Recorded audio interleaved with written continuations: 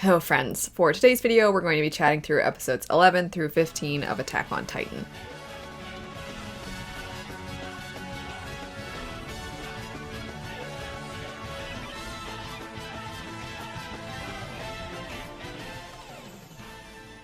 Starting with some general thoughts and then getting into the specifics for each of these episodes. First off, a huge thank you to all of you who recommended the sub over the dub, because I did check out the sub instead this week and it was so much better.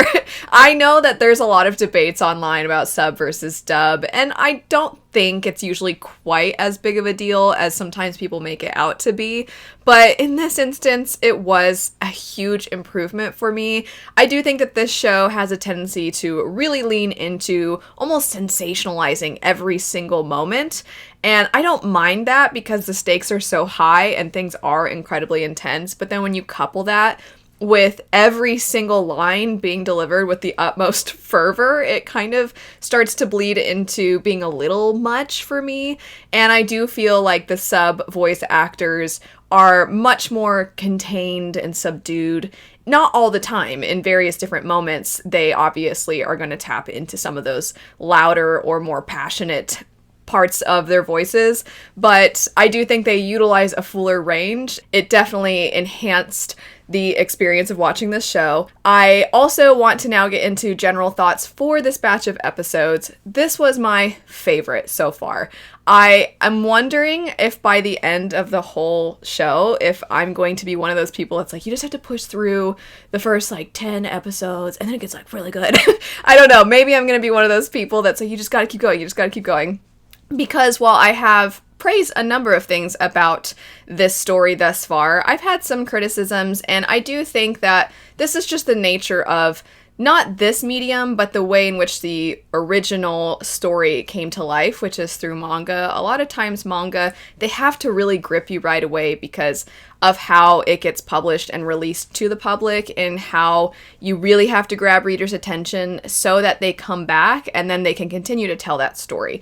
And so I find a lot of first initial arcs in a lot of manga and anime do tend to be a little intense, and then they kind of allow for a fuller range of emotions and a fuller range of storytelling once you get further in. And I'm already feeling that in this. I think that the episodes that we're going to be talking about today, there was just so much more that was intriguing, triumphant, still really sad, but it just had such a great mix of everything. I'm getting so excited now. I was already enjoying the show, but I feel like I'm locked in now. And I'm wondering, for those of you that have watched the show before, at what point would you say that you were really, really locked in and really invested? Maybe it was from episode 1, I don't know. But for those of you that are also watching it new for the first time, would you say you're starting to get locked in as well? Do you feel like you still need a little bit more time, or have you been locked in for a while? I'm going to now get into the specifics. So episode 11, initially I put a little star by this episode because I was like, I really liked this episode. And then I might as well put a star by all of these because I feel like so many of them were fantastic. But episode 11 is called Idol, and we're kind of nearing the end of the attack on Trost and this whole quite long arc. And I did note that one of the most interesting and fascinating things that was said in this is when Dot Pixis, he says ethnic and ideological wars, which were happening before the Titans, followed by if a powerful enemy appeared that wasn't human, the human race would come together and stop fighting. That was some people's beliefs, evidently in the past. First off, I want to know how Dot Pixis has so much information on what has transpired in the past on Earth. And I'm assuming this is Earth because they do reference people's races, and it seems as though it is actually our own world, but almost, in a sense, almost that post-apocalyptic feeling because the Titans are basically apocalyptic in nature, and they're so destructive. But regardless, I want to know how he has so much information. And I also, this tweaks a little bit my thinking of what my predictions were previously. Previously, my predictions were that maybe Titans were created as a weapon from one country and then wanting to use that against another country or group of people. And now I'm kind of like, humans so dumb as to think, like, how about instead of being mad at each other, we got mad at a force that wasn't human? Because I'm like, that would be a really dumb plan if you're like, we'd all unite if only there was some outside enemy that we could all go up against. So I'm not going to be mad if it turns out that that's what it is. But I also am going to side-eye the people that made that decision, because it's a pretty dumb decision if that's the case. But I think there's more to it than that. I also wonder, because there have been other stories, and I won't say their titles because I don't want to spoil if you ever watch these movies or read these books, but there are certain stories that I have checked out in the past where there is sort of this walled society. And they're very much removed from the outside world. And obviously the world building in this show has indicated that these walls are put up as a way to keep what's left of humanity safe from the threat of the Titans. But I do have to wonder, because they're so cut off from whatever's left of the world, that I'm like, what if there are other societies out there? What if this isn't the only one? I don't think that's the case, but that could be interesting. And then also just the idea and the way that Dot Pixis described what's transpiring, or what might have transpired in the past. The idea that mankind might have had this almost experiment of, what if we all had to unite against this other force? It makes me wonder, like, is their whole society an experiment? And when I say there have been other stories like this, there have been stories where humans are starting to become almost immune to different kinds of medications that keep plagues, essentially, from impacting the entire population. And so they have certain individuals living in this tiny little society, being born without getting vaccines, without getting medication and medical care, to basically, like, toughen up our immune systems over generations so the human race can continue on.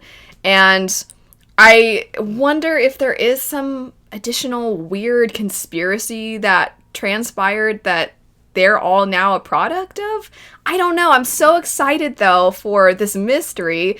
And I'm also really excited. I will talk about this later. But the wall cults, I can't remember what they're called. I have it on my notes. But I want to know more about them, too, and how that feeds into everything. Because it definitely seems as though the story has, from the beginning, been laying the groundwork and foreshadowing certain things. And I know previously in other videos I was like, some of it feels very on the nose, but I'm going to be really excited if there is some subtlety that they have purposefully really not clued you in on.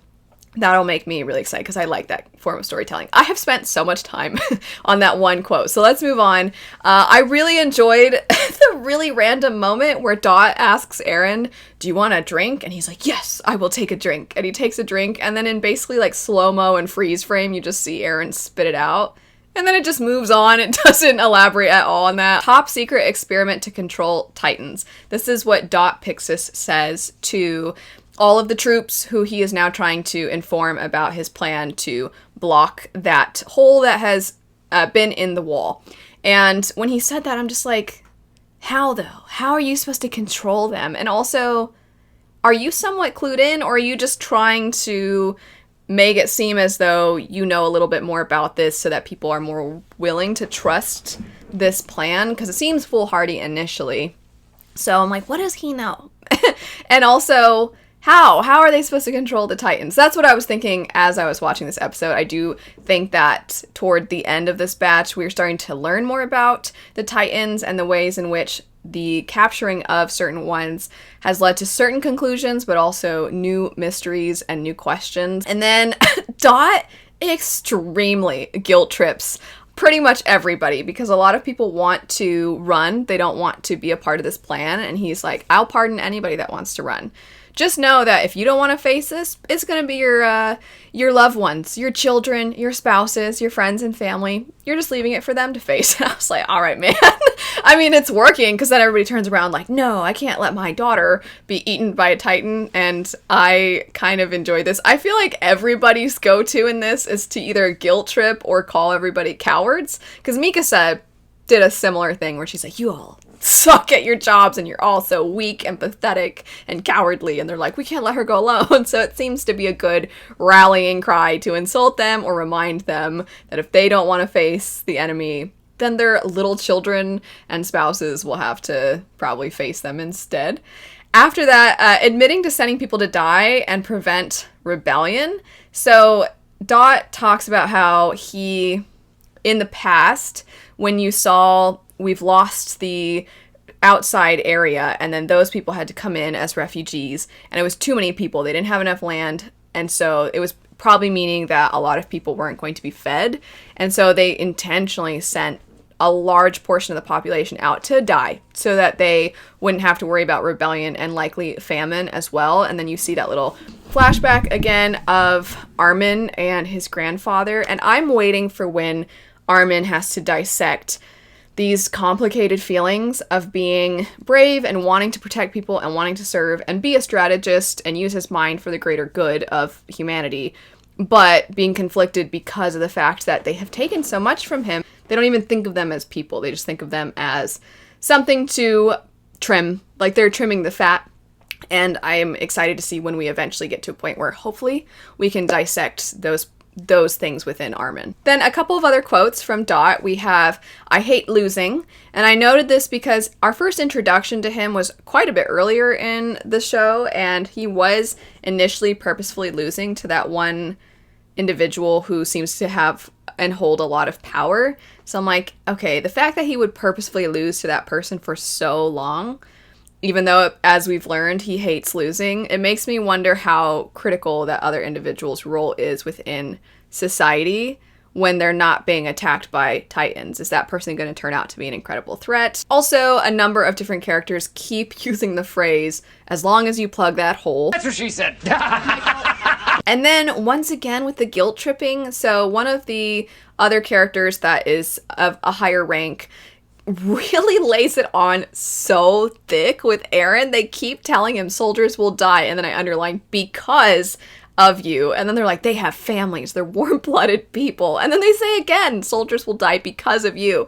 And they had just a second ago told Eren that he was being melodramatic when he was talking to Mikasa, and I wrote, and he was being melodramatic? Oh my gosh.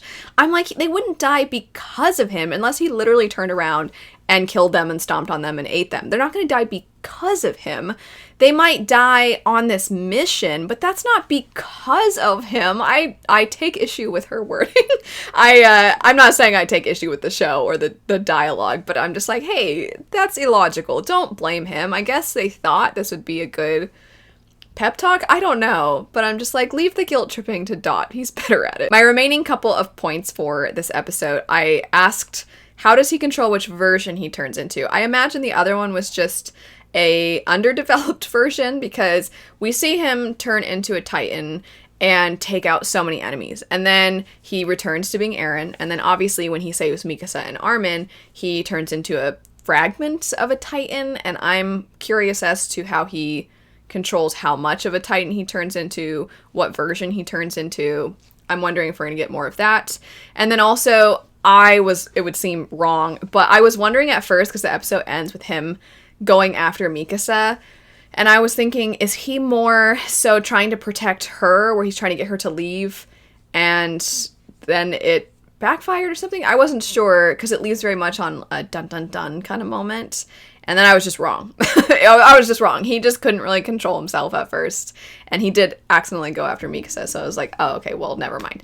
But that leads us into episode 12. So I had hardly any notes for this because I was so invested in what was happening. So apologies that I don't have too much to say. But first off, they pretty much take him out immediately. As soon as he goes after Mikasa, they're like, oh, failed. And then they take him out. And then they send the flare. And I was like, I wrote, you've barely given him a chance. They literally were like, ah, that's done. All right, it's not happening.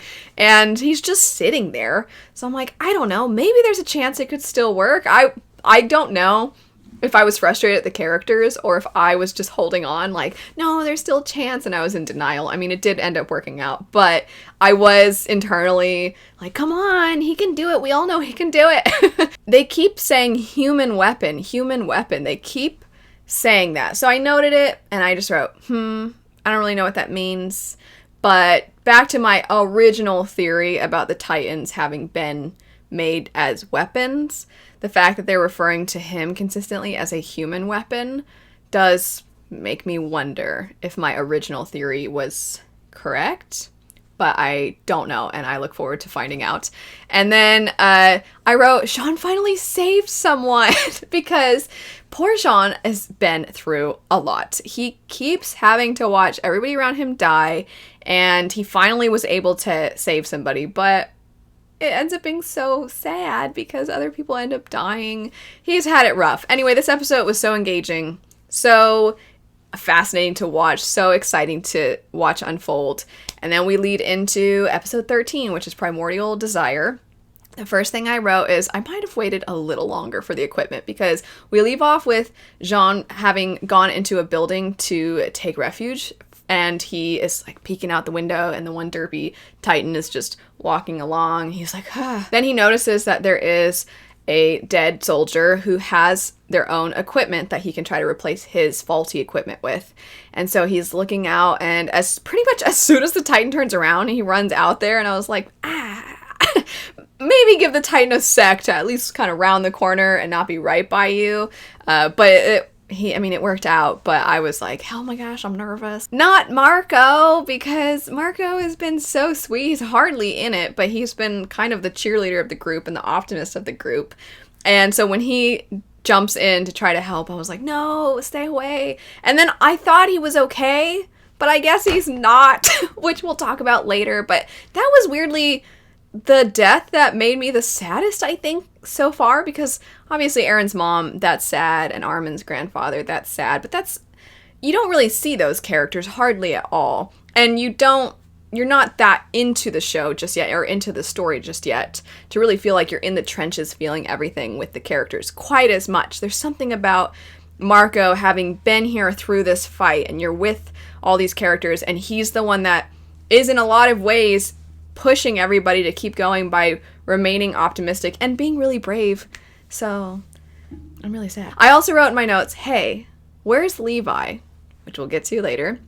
And I wrote, that boulder was way bigger than I thought. Everybody kept saying, is it possible for Eren to lift that boulder? Can he do it? Based off of human proportions, I don't think he would be strong enough. And I was like, I'm sure it'll be fine. If anything, he can like roll it if he has to, get some momentum. But when they showed how massive it was, I was like, oh, okay, it's way bigger than I realized.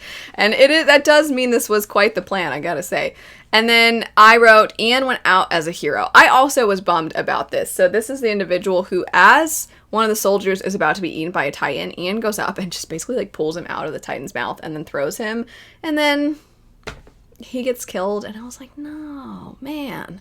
So it's weird that these characters that are not, it would seem, kind of some of our main characters at the beginning, that their deaths are really the saddest ones. I don't know. I was bummed. He went out like a hero, though.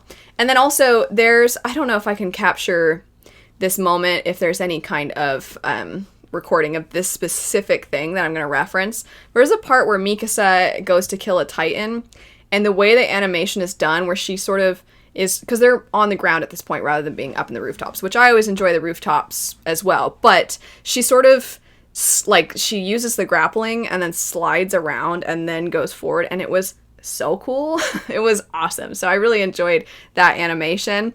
And then the quote, for the first time, humankind beat the Titans. And I was like, yeah, I gotta say, I got so into all of this whole part. I was very invested. And I think the fact that they spent so much time on this battle is part of the reason, because you really are seeing, okay, well, we lost some ground. Oh, great, we lost more ground. Okay, now a bunch of these people are dead. Okay, now it seems hopeless. Okay, now it seems like we have some hope.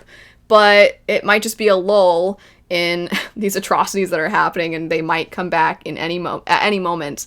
And then when we actually win, it just felt that much better. So I was really excited about that. And then I wrote, Levi! Twirl move, because he seems to be very twirly in how he goes about fighting the Titans. And, oh, I forgot to mention, this entire section of we have to make sure that the Titans are distracted, and we need to make sure that Eren is able to get the boulder or whatever. Does this not feel like, I've noted before that somebody needs to make a video game of this, and I'm like, does this not feel like one of those follow the NPC and make sure that they don't get killed as they have to go along a certain way? You have to accompany somebody in their wagon or something, and you're just like, oh geez, the worst kinds of quests. That's what this felt like. That's what this felt like to me. But except for this, I think would actually be really cool. I would have enjoyed this. And then I wrote 2 captured alive. Let's explore that, because at the end of this, you discover that 2 of them were captured. Duh, as I'm wording it. It probably doesn't need an explanation. But I was like, okay, I want to know more. I want to know more. I hope we get into this very quickly, because I would like to understand what's going on. We also, at the very end of this whole battle, after having this moment of triumph, we also have this very quiet, somber moment where they're going about the city looking at the bodies that are there, because they still have to factor in that disease is something that could affect the population. And that is when you find Marco, which I applaud the show for including this moment. I think so often in stories, when the heroes save the day, we primarily focus on that emotion and we don't look at the after and what we have lost, and that very bittersweet, yes, we gained a lot, yes, we defeated the enemy, but we lost people along the way. And so I'm really glad that the show included this, even though it was really sad. And then I also wrote the Titan vomit, another layer of trauma, because the idea that you might not just find your friends dead, but then you might find them vomited up and just in this disgusting goop, I guess you could say, and that it's so thick that you might not even be able to tell who's inside. I thought that that was really tragic. So I'm also curious how that relates to the idea that they don't need to eat, and they also apparently can't have that many inside them, so then why bother eating if your body has to purge? This is why I want to know more about the development of the Titans and more about how they work, and I'm excited that they captured some of them. Anyway, moving now to episode 14, Still Can't Look Him in the Eye is the title of this episode. New intro. It's very triumphant, which I felt was very fitting given this sort of shift and this transition into this next chapter. So really excited about that. And I wrote, look how differently they're dressed, because now we're finally getting a peek a little bit into the other part of society, the way the upper class lives. And I noted, why this design anyway? Meaning you have these, obviously you have these circles, and the elites and the people that have the most power are in the middle. And then obviously it extends out into, I'm going to generalize by saying people who are not as powerful or people who have less financially and aren't as well off. So you see pretty much like the way in which they talk about the general population and the masses. I've noted a number of times they keep referring to them in very derogatory ways, that those are the individuals that are on the outside, and thus if they are attacked by Titans, they're the first ones that are met with that, whereas all the people with the power get to just hole up and hide and never even be exposed to what's on the outer walls or between the outer walls. The reason I said why this design anyway is obviously I understand that you want to have a number of barriers to protect you from the Titans, but there's a part of me that was thinking, could you not have 3 or more, I suppose? Could you not have a number of outer walls? I don't know anything about design. I'm not acting like I know anything about design, but it just seems like a way to intentionally and very obviously divide people into groups as lesser and then more significant, and to have there be what is basically fodder for the elites to hide and for them to remain safe while everybody has to take the brunt of the attacks. So I just feel like there was a way that we could have had most of the population more integrated into each other's ranks and still had there be the same amount of barriers. But there's just something about the idea that I don't think it's just a wall that is separating, or multiple walls that are separating the elites from the Titans. There's also the idea that human beings are seen as walls themselves, if you will. So I'll be curious if we get into that more in the future. But even just the fact that they're dressed so much fancier, I feel like says a lot. And it's just a really subtle, you just very briefly see them, and they're all kind of talking about like, oh, it's just a rumor that a person turned into a Titan. And I feel like the focus is more of the way in which they're talking about Eren, but I was like, no, let's look at their clothes and let's look at the way they are so oblivious to what's even happening outside, when we just saw our characters go through so much trauma and these people don't even know anything. So I think that that's done very well, and I think there's a lot that thematically can be done with the way in which society is broken up. And I look forward, this is why I was saying I feel like I'm locked in, we're getting into it, because there's just so many things that I think could be done so phenomenally with how this world is set up beyond just these characters fight these monsters, which I don't think I ever was under the impression that's all this show is going to be. I had a feeling it was going to lean into more depth and that we would get so much more, but I was just waiting until we finally settled into that, and I feel like it's happening, and I'm so excited. So, I also noted we have a few new characters. Erwin, who I like a lot so far. I'm really hopeful that that's not a bad assessment, but I find him very intriguing, and he also seems very nice. But he has a very cryptic thing that he says at the end of the next episode, which we'll talk about here in a second. And then also Darius Zackley, I think is his name, the military police. So I am also not just excited to see the way there's like the elites and then the masses, but the different factions of what I'll call soldiers. And the fact that you have the military police that seem more at odds with the scouts than I realized. And I know early on when they were in training, obviously Eren was very angry at Jean for wanting to maybe be in the military police. I think that's what was being discussed. And I always thought it was because he thought military police have it easy and you just want to be away from the danger, which I still think was a part of it. But maybe the characters knew a little bit more about the division between these groups and we didn't know just yet. But I do find this interesting, and I like the way in which you see them at odds with each other within the trial that we get. The whole trial I did enjoy. I feel like there was a number of things. First off, I think the Church of the Wall, and then in parentheses I wrote Wall Rose.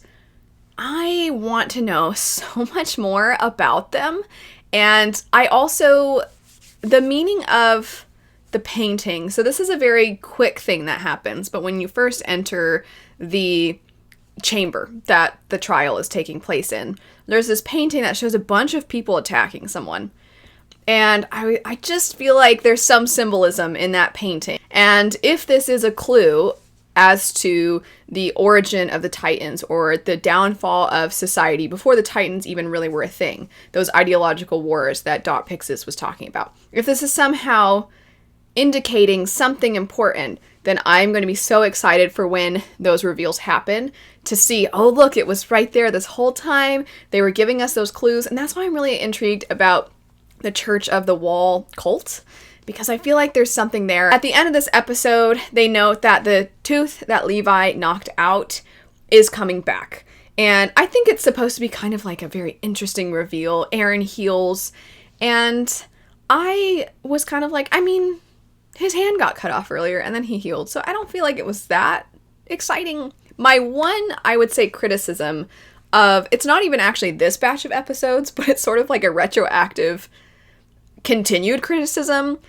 I talked about before, I did not like the scene when, I liked when Eren turned into a part of a Titan to protect Mikasa and Armin. However, I thought that scene was drawn out way too long of the one very fearful individual constantly being like, tell us you're a human or tell us you're a Titan, we're gonna kill you, and it just stretched for a really long amount of time.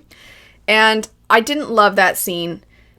I now also want to say I can really confirm I didn't love that scene because it took away some of the oomph of the trial, in my opinion, because the trial was more like a more formal version of that scene, but it was a similar scene. This was way more interesting, and there's way more to it, and there's a lot more to dissect, and it foreshadowed a lot more. The other one, it was just them being kind of dumb and in the middle of some important things, and I was like, come on. So I actually kind of wish they had just cut a lot of that, if not all of it. I understand them being fearful and being like, wait, I swear I saw that kid turn into a Titan. That makes sense. I just think that by stretching it out over the course of almost 2 episodes, it lessened a little bit the impact of this trial, because I think it would have been so much more monumental of a moment to have Eren save everybody. He not only saved Mikasa and Armin and all of these other people that he's been training with, but then he literally, when he turns into a Titan again, saves pretty much the day. He saves everybody by plugging that hole. I just think that to then have that triumph snatched away from you immediately, because now everybody's questioning Eren and you're like, man, this kid can't get a break, and have this trial happen, I feel like that would have been a little bit tighter and sharper and more impactful. But that's really, I'm thrilled with these episodes. So this, I'm not saying that this episode wasn't fantastic and that this batch of episodes wasn't fantastic, or that this is bad storytelling. It's just my one thing I think that has kind of irked me a little bit about the first, I suppose you could say, 15 episodes of the show. Now, though, jumping into the last episode for this batch. So this is Special Tactical Force, and it is so exciting. I had noted before that I was hoping we would see Eren being paired up with some of our more experienced scouts, and we're seeing that, and that is exciting. These people have a lot more knowledge, they seem a lot more skilled, they're able to take the good in with the bad, and I also really like, I'm not sure how to pronounce her name, but I know it's spelled Hange, and I love her already, and I love the fact that when Eren's like, so what do you know about the Titans? And everybody's just like, all right, let's go, because they knew she was going to talk for forever.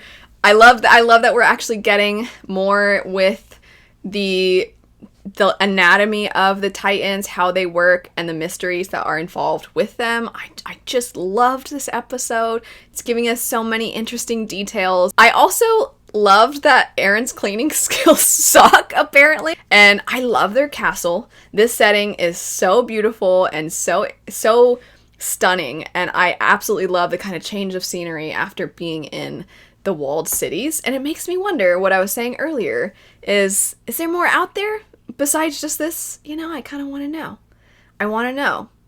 But maybe there's not. Maybe it's as simple as that the rest of humanity is gone and this is it. But I wonder if there are ruins somewhere where people are surviving. We get a lot within this about the clan of people that would eat other people. And we keep talking about that. And I now have a new theory, I suppose, as to Eren turning into a Titan. It doesn't just seem like it's when he's harmed or if he harms himself. It almost seems as if he's literally like about to eat a part of himself. So is there something to do with cannibalism that leads to the Titans? Because the Titans do eat people. They don't need to eat people. So humans obviously don't need to eat people either. So is there something to when they have human flesh that causes this odd, strange reaction? I don't know. And then the last thing I said is, what do you think the enemy is here? So this is at the very end. Bean and Sonny, I think were their names that she gave them. They're dead. It would seem somebody killed them. Nobody knows the full details, but we're going to learn that. And I thought that it was so strange, this scene with Erwin. And I just feel like Erwin is one of those, he's going to go further into the belly of the beast kind of characters where he is principled and he wants to do the right thing. And if I had to guess, I don't know much about his character basically at all. He seems like he maybe hates a lot of what he has seen, meaning not just the Titans, but what he sees from humans and what they're capable of and what they do and how they treat each other. But he's willing to go further and further into the ranks if it means that he can gain more information and he can also maybe change things for the better. That's my guess about this character so far, but I really enjoyed leaving off on that. I will note that I didn't touch on that strange place that Eren's mind was in when he was a Titan and first wasn't responding the way they needed him to. There's something there, I think, but I just have no clue as to what it is, and I have no predictions about that, so I'm just going to put a little asterisk, a metaphorical asterisk, on that and say that we'll come back to it and we'll revisit but I have yet to deduce much from it. That's it, though. I have really, really enjoyed this week's batch of episodes. I thought they were fantastic. Great episode after great episode. If you, like me, if this is your first time watching, if you have any of your own theories or predictions, feel free to leave those. But thanks so much for watching. I hope you have a great rest of your day, and I'll see you later. Bye.